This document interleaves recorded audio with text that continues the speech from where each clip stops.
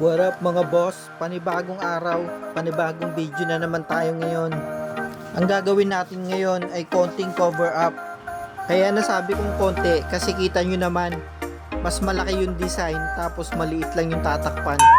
Tapos hindi pa tinamaan. Ang pyesa natin ngayon ay mga flower. At ang kliyente natin ngayon ay galing pang gentry. Maraming kwento sa bawat tato. Bawat kliyente may kanya-kanya silang dahilan kaya nagpapatato. Merong trip-trip lang, yung iba naman ayaw nang maalala ang bakas ng nakaraan. Pero sabi nila, stress reliever daw ang tato. Totoo ba yun mga boss? Pero bakit pag pinapanood ko yung mga tinatatuan ko, bakit parang stress na stress sila? Lalo na yung mga kumpare ko, tapos parang ayaw na nila akong makita. Ayaw, di ba? Handle with care naman yung ginagawa ko. Maiba tayo. Yung client natin ngayon parang hindi nasasaktan. Siguro pinatibay na siya ng panahon. Hindi na nakapagtataka kung ganito siya kasaya.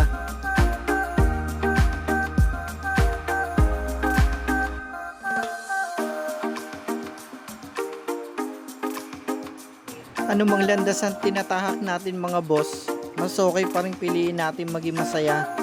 Maikli lang ang buhay. Kaya kung tatuwang magpapasaya sa'yo, ano pang ginagawa mo? Ipiin mo lang ako. Ayaw, di ba?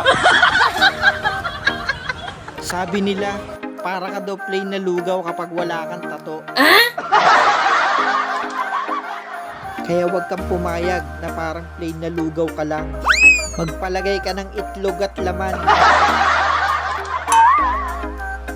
Ibig ko sabihin, kung magpapatato ka, huwag ka na magpaalam sa nanay mo. Magpaalam ka kapag tapos na. Ayaw, di ba?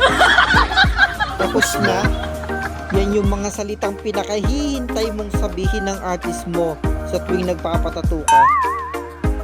At pagkatapos ng 4 na oras na sakitan at kwentuhan, ito na po ang final result.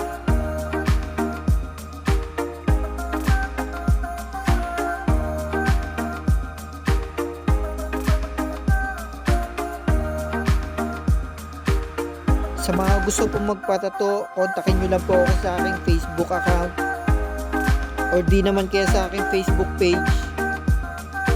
Pwede rin po sa aking TikTok account. At palambing naman mga bossing, pa-subscribe naman ng YouTube channel ko. Salamat!